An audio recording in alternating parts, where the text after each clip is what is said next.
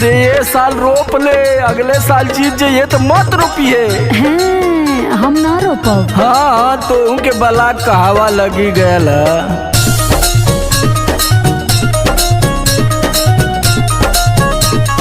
कहे के हम खाली बानी पराधान हो, धोती कुर्ता झार अपने कचोरे लपान हो।